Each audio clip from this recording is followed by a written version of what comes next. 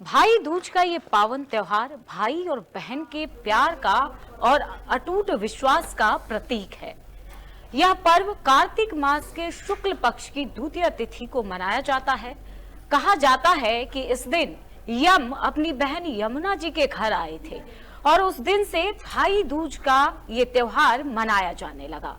नमस्कार, मेरा नाम विभा शर्मा है और भाई दूज के इस पावन पर्व के बारे में हम विस्तार से आज चर्चा करेंगे और उन तमाम सवालों के जवाबों को खंगालेंगे जो आपके मन में है। हमारे साथ राजीव पाठक जी हमारे स्टूडियो में मौजूद हैं। आज उनसे हर सवाल का जवाब लेने की कोशिश करेंगे। राजीव सर, आपका बहुत बहुत स्वागत है। धन्यवाद। और साथ ही भाई दूज की बहुत बहुत शुभकामनाएं। आप लोगों को भी, आपके चैनल के सारे दर्शकों को भी भाई दूज का बहुत बहुत शुभकामनाएं। पहला सवाल है, पहले हम ये कंफ्यूजन दूर करते हैं कि तिथि को लेकर के बहुत बड़ी दुविधा होती है, तो हम चाहते हैं कि आप पहले तिथि को कंफर्म कर दें कि कौन से दिन भाई दूज को मनाया जाए, क्योंकि दिवाली को लेकर के बड़ी दुविधा है, 31 को है या 1 को है, तो उस हिसाब से फिर भाई दूज भी मनाया जाएगा। सबसे पहले मैं कार्यक्रम का प्रारंभ गणेश स्तुति के साथ करता हूं। ओम वक्रतुंड महाकाय सूर्यकोटि समप्रभा निर्विघ्नं कुरु मे देवा सर्व कार्येषु सर्वदा। सब लोग जानते हैं कार्तिक मास त्योहारों का पर्व है। जो त्योहारों पर्व का जो है मास होता है, दीपदान इसमें महत्वपूर्ण है, जो कि धनतेरस से प्रारंभ होकर के भैया दूज को समाप्त होता है। वैसे उसके बाद भी बहुत सारे पर्व आते हैं। छठ, त्रयोदशी, कार्तिक मास के कृष्ण पक्ष के त्रयोदशी तिथि को धनतेरस मनाया जाता है, जो कि आप लोगों ने बनाया होगा। और उसके बाद अमावस्या को दीपावली मनाई जाती है और कार्तिक मास के शुक्ल पक्ष के द्वितीय तिथि को जो है यह भाती दूज, इसको यम द्वितीया के नाम से भी जाना जाता है। आपने पूछा कि कंफ्यूजन के बारे में, तो आप लोगों ने पहले बनाया होगा अलग अलग तिथि के हिसाब से, लेकिन यह द्वितीय तिथि को मनाया जाता है क्योंकि द्वितीय तिथि जो है आपको 2 तारीख को रात्रि को 8:21 से प्रारंभ हो रही है और 3 तारीख को रात्रि को 10:05 तक है। अलग अलग जगह पे पंचांग के हिसाब से समय में परिवर्तन हो सकता है, लेकिन उदया तिथि के हिसाब से यह भाती द्वितीया का जो पर्व है वह 3 तारीख को मनाना ज्यादा लाभदायक माना जाएगा। और इसके लिए यह सलाह है कि भाती द्वितीया जो भाई और बहन का अटूट रिश्ता का जो त्योहार है, यह त्योहार 3 तारीख को मनाया जाए। आप सोचेंगे कि इसमें आपने मुहूर्त भी थोड़ा सा जान ले कि इसका मुहूर्त क्या है। भाती द्वितीया का प्रथम मुहूर्त तो ब्रह्म मुहूर्त में 5 बजे से पौने 6 बजे तक, लेकिन मुख्य रूप से यह जो है दोपहर को 1:10 से 3:20 तक का जो तिलक लगाने का शुभ मुहूर्त आता है। अलग अलग पंचांग के हिसाब से, अलग अलग क्षेत्र के हिसाब से थोड़ा सा विभिन्न हो सकता है, क्योंकि द्वितीय तिथि जो है 3 तारीख को उदय तिथि में है, इसलिए हम भाती द्वितीया का पर्व मना रहे हैं। अब आप लोग चर्चा जानना चाहेंगे कि भाती द्वितीया है क्या और इसके संबंध में कोई पौराणिक कथाएं भी है। जी। आपने थोड़ी चर्चा की थी, तो मैं थोड़ी चर्चा उसके संबंध में कर लेता हूं। जिस तरह से आपने रक्षाबंधन भी मनाते होंगे, सेम वही है। भाई और बहन का ये प्रेम का है, रिश्ता का जो है अटूट। बहन भाई के माथे पर तिलक लगाती है तो उनको आरोग्यता और उनकी सुख समृद्धि की कामना करती है। इसके बदले में भाई जो है अपने बहन को रक्षा का वचन देते हैं। तो यह पर्व बहुत ही महत्वपूर्ण माना जाता है। आपने देखा होगा धनतेरस में माता लक्ष्मी, माता भगवान कुबेर की पूजा होती है और दीपावली के दिन भी माता लक्ष्मी और भगवान कुबेर की पूजा होती है। इसमें जो है यमराज जो आपके मृत्यु के देवता है, आप जानना चाहेंगे कि सब लोग जो उनकी बहन यमुना की कहानी है कि यमराज को बहुत बार आमंत्रित कर यमुना जी ने बहुत बार आमंत्रण किया था, लेकिन नहीं आए थे। लेकिन इसी तिथि को यमराज जी अपने बहन यमुना के घर उनके आतिथ्य को स्वीकार करते हुए आए थे और इस दिन बहन यमुना ने उनके बहुत ही आव भाव से स्वागत किया, खान पान में किया। भगवान यमराज बहुत प्रसन्न हुए और माता यमुना को यह आशीर्वाद दिया, हे बहन, आज के बाद जो यह इस पर्व को करेगा उसकी रक्षा मृत्यु से हम करेंगे। आप लोगों ने बहुत सारा उपाय किया होगा, बहुत सारा काम धनतेरस से किया होगा, दीपावली को किया होगा, तो इस दिन भी बहन और भाई की अटूट रिश्ते की यह एक पवित्र कहानी है। और इसमें जो है बहन अपने भाई को तिलक लगा के रक्षा सूत्र बांधता है। यह रक्षा सूत्र ही आप रक्षाबंधन में भी बांधते हैं और यह रक्षा सूत्र ही यहाँ पे बांधा जाता है। गुरुजी, एक बार आपको रोकना चाहूंगी यहाँ पे। अभी जैसे आपने धनतेरस और दिवाली पे बताया कि दीपावली पे माँ लक्ष्मी की पूजा होती है, धनतेरस पे धनवंतरी जी की पूजा होती है, तो ये जो भाई दूज है इसमें किस भगवान की खास पूजा होनी चाहिए उसको क्लियर कर दीजिए। देखिए, इसमें भगवान तो जो है भ्रातृदूत है, यमराज की पूजा तो होनी ही चाहिए। यमराज जी आमंत्रण में माता यमुना की कहावत भी है, जैसा कि आप जानते हैं मृत्यु के देवता कौन है, यमराज है। और यमराज की पूजा तो होनी चाहिए। जो आपने दीपावली से पहले भी आप एक दीप प्रज्वलित करके यम दीपक के नाम पे जानते होंगे कि जलाया जाता है, तो दीपक यहां भी जलाया जाता है, जिससे कि साल भर जो है अकाल मृत्यु की संख्या से कमी आ जाती है। परिवार में किसी की अकाल मृत्यु की कमी होती है, क्योंकि यमराज जी ने वचन दिया था माता यमुना को कि जो भी बहन इस दिन में अपने भाई को तिलक लगाएंगे, रक्षा सूत्र बांधेंगे, उनकी आयु की रक्षा की जाएगी। तो इस तरह से यह मान्यता है, पौराणिक मान्यता है। अब इसके संबंध में और पौराणिक मान्यता मैं चर्चा करूंगा, लेकिन पहले इस पौराणिक मान्यता की आपने पूजा किया तो यमराज जी का तो पूजा किया ही जाता है। माता इसीलिए कहा गया है कि इस दिन जो भाई बहन यमुना नदी में स्नान करके, एक बार ध्यान रखें कि रक्षाबंधन तिलक लगवाने से पहले न भाई को कुछ खाना चाहिए न बहन को कुछ खाना चाहिए। रक्षा जिस समय में तो यमुना नदी में जो लोग स्नान करते हैं इस दिन और माथे पे बहन से तिलक लगवाते हैं और उनकी रक्षा, इसमें कुछ विधि भी है कि कैसे किया जाए। एक पौराणिक मान्यता और है। एक पौराणिक मान्यता क्या है कि भगवान श्री कृष्ण ने जब नरकासुर नामक राक्षस का वध किया था, तो नरकासुर राक्षस का वध करके जब वह अपने मथुरा नगरी आए थे तो उनकी बहन सुभद्रा ने उनको तिलक लगा करके रक्षा सूत्र बांधी थी, तो भगवान कृष्ण जी भी ने उनको आशीर्वाद दिया था। तो यह दो पौराणिक मान्यताएं जो है वो बहुत महत्वपूर्ण है। अब आप लोग चर्चा सोचेंगे कि इसमें होता क्या है, कैसे है, शुभ मुहूर्त की चर्चा कैसे करें और इसके संबंध में और क्या जाने, तो दर्शकों को इस संबंध में ये जानना जरूरी है। देखिए, आपने धनतेरस को बहुत सारा काम खरीदारी किया होगा। धनतेरस से दीपावली को आपने दीपों का प्रज्वलन जो किया होगा, तो धनतेरस धन की वृद्धि के लिए है और दीपावली धन की वृद्धि के लिए है। धनतेरस में आरोग्यता के लिए भी किया जाता है, धनवंतरी भगवान की भी पूजा की जाती है। दीपावली में लक्ष्मी जी, गणेश जी और माता सरस्वती जी, भगवान विष्णु, श्री रामचंद्र जी से रिलेटेड है, इसलिए उनकी भी पूजा की जाती है। तो यहाँ पे भी भगवान यमराज और माता यमुना की पूजा की जाती है। और इसके लिए सब लोग सफाई तो घर के धनतेरस से ही आप लोग प्रारंभ कर दिए होंगे, दीपावली को भी बहुत साफ सफाई किए होंगे। तो इस दिन यह जरूरी है कि ब्रह्म मुहूर्त में उठ करके यमुना नदी में स्नान किया जाए।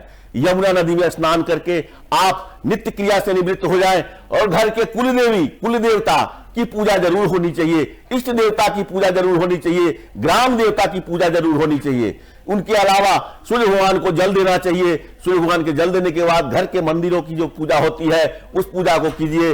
उसके बाद अपना जो है तब तक उपवास रहिए जब तक भाई को बहन ने तिलक नहीं लगा दिया। बहन भाई के माथे पर तिलक लगाती है। तिलक चंदन का भी हो सकता है, रोली का भी हो सकता है। आप तिलक को लगा के एक थाल सजाती है जिसमें जो है कद्दू का फूल का बहुत महत्वपूर्ण स्थान है। कद्दू का फूल जो अन्य जगह पे जिया कहा जाता है, उसके फूल और स्वर्ण होना ही चाहिए, पान सुपारी होना चाहिए और जो नीचे बैठते हैं उसके नीचे चावल का पिसा हुआ लेप होना चाहिए। उसके ऊपर एक लकड़ी का पुतला बैठ करके यह करना चाहिए। भाई का मुख उत्तर या पूर्व की तरफ होना चाहिए और उसके बाद उनको तिलक लगाने के बाद हाथ में वो सब रखने के बाद ऐसा कहावत भी है, यमुना न्योते यम को, हम न्योते जेठ भाई को, यमुना गंगा की धार बहे और मेरी भाई की ऊर्जा बहे, मतलब ऊर्जा बहे मतलब आयु बढ़े। तो इससे यह कहा गया है कि यह मंत्र कहा जाता है, बहन कहती है यमुना जी यम को न्योतते हैं, हम अपने बड़े भाई को न्योतते हैं। जिस तरह से यमुना और गंगा नदी की धारा बहती है उसी तरह से हमारे भाई की जो है आयु बढ़े, यह कामना करते हुए उसमें सिक्का, सोना और इत्यादि चीज रख करके और उसको जो है उनकी आरती उतारती है और उनके हाथ में रक्षा सूत्र दाहिने हाथ में बांधती है। और रक्षा सूत्र बांधने का वही मंत्र है जो कि आप सब जगह बांधते हैं रक्षाबंधन को, या कोई किसी को रक्षा कवच बांधते हैं। एन बद्धो बलि राजा दान बद्धो महाबला तेन त्वाम प्रतिबद्धनामी रक्षे माचला माचला। एन बद्धो बलि राजा दान बद्धो महाबला तेन त्वाम प्रतिबंधामी रक्षे माचला माचला। इस मंत्र का भी जाप कर सकते हैं और भाई की रक्षा करने एवं लंबी आयु की कामना करते हुए भाई को तिलक लगा करके रक्षा सूत्र बांधते हैं। और उसके बाद भाई जो है बहन को आशीर्वाद, बहन अगर बड़ी है तो भाई को आशीर्वाद देते हैं, अगर भाई बड़ा है तो बहन को आशीर्वाद देते हैं। और इसके उपहार, इसके स्वरूप में भाई अपने बहन को उपहार देते हैं, उचित उपहार देते हैं। उपहार देते समय यह बात ध्यान रखा जाए कि क्यों काले और नीले वस्त्र पहन करके आप पूजा ना करें, आप उस जगह पर ना बैठे, काले और नीले वस्त्र पहन करके आप ना करवाए। काले और नीले वस्त्र शनि और राहु और केतु का द्योतक होता है, तो इसलिए आप उपहार स्वरूप कोई भी काला, नीला या इस तरह का संबंधित वस्तु ना दे। लोहे या प्लास्टिक का वस्तु ना दे, यह भी कहीं ना कहीं शनि राहु केतु से संबंधित है। कांच का चीज ना दे। और यह चीज ध्यान रखें, जो धनतेरस में भी आप देखते हैं खरीदते समय, तो कोई आभूषण दे सकते हैं, सोना चांदी, या कोई कपड़ा दे सकते हैं जो कलर मिलर लाल पीला हो, यह बहन के लिए बहुत ही शुभ माना जाएगा। इससे अतिरिक्त भाई को नकद भी, भाई अपने बहन को नकद देती है। और बहन जब यह सब कुछ हो जाता है, उसके बाद भाई को बिठा करके स्वादिष्ट व्यंजन जो कि वो खुद बनाए या उनके परिवार में लोग बनाते हैं, प्रेम पूर्वक भाई को खिलाती है, एक दूसरे को आशीर्वाद देते हैं। और इस तरह से भ्रातृ द्वितीया का पर्व मनाया जाता है, जिसमें मेन निष्कर्ष यह निकलता है कि भाई अपने बहन की लंबी आयु, समृद्धि, सुख की कामना करते हुए उनकी तिलक और हाथ में कलाई हाथ में धागा बांधती है, रक्षा सूत्र बांधती है। इसके बदले में भाई भी उनको रक्षा का अधिकार देता है। यह रक्षाबंधन का एक और था, बाबर और हुमायूं जी का, मतलब जो कर्णावती का था और हुमायूं जी का वो किस्सा था, तो उसी तरह से इसमें भी है। इसमें भी क्या है, यम जी अपने पूजा में आप ये कह रहे हैं कि जो उपहार दिया जाता है, उपहार में काले वस्त्र या काले कलर से बचना चाहिए।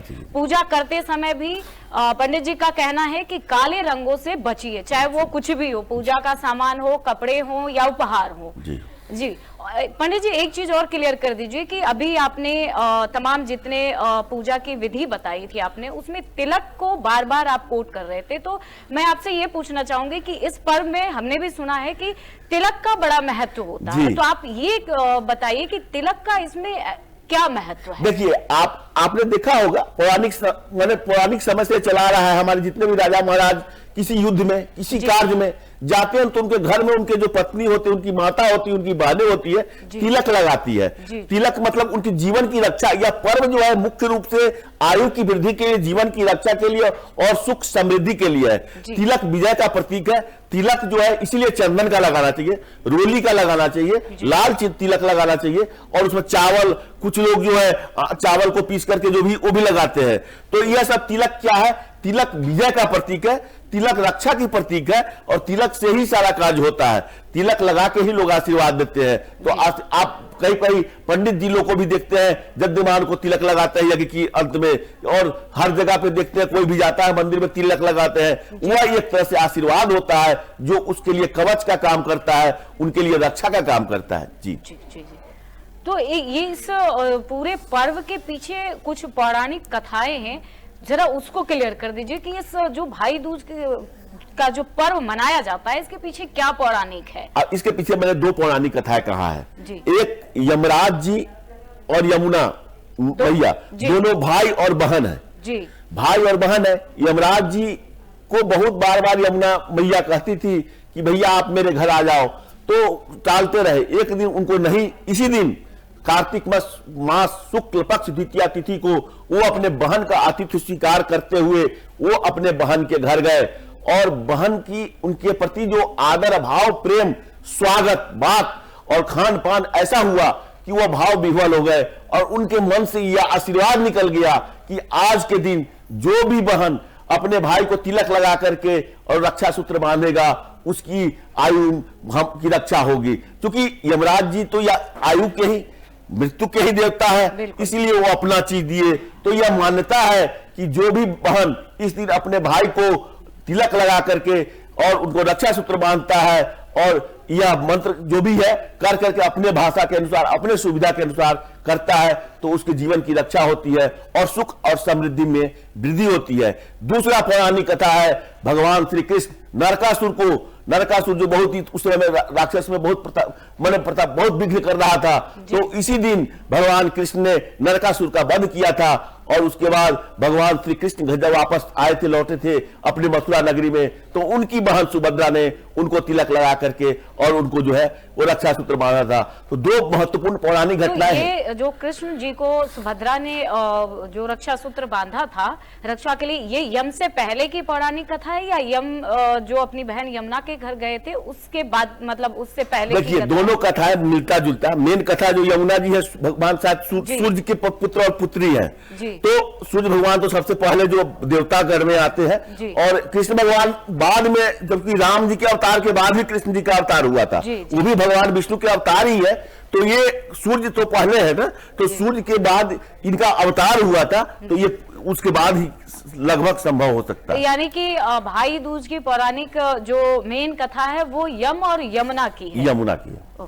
जी, जी। इसीलिए इसमें कहीं लौकिक क्षेत्रीय भाषा में देखते होंगे, बहुत जगह पे यह कहता है यमुना न्योते यम को, हम न्योते जेठवाई को, गंगा यमुना की धार बहे और हमारे भ्रातृश्री की आयु बढ़े। इसमें कहता है यमुना न्योते यम को, यमुना ने इन्वाइट किया है यम देवता को, और हम अपने उसी तरह से अपने बड़े भाई को या छोटे भाई को इन्वाइट कर रहे हैं। जिस तरह से गंगा यमुना की धारा बह रही है, अनवरत चलती जा रही है, उसी तरह से हमारे भाई का आयु, भाई मतलब भ्राताश्री ब्रदर, उनकी जो है आयु में वृद्धि हो, और इस तरह से कामना करते हुए हर एक बहन कामना करती है, और इसी पर्व के रूप में इस पर्व को मनाया जाता है।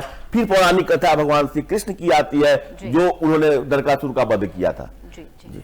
तो इन तमाम जितने भी आपने मुहूर्त बताए, पूजा विधि बताई, सब में तिलक को लेकर के बड़ा महत्वपूर्ण स्थान, तिलक को बहुत महत्वपूर्ण स्थान दिया गया है।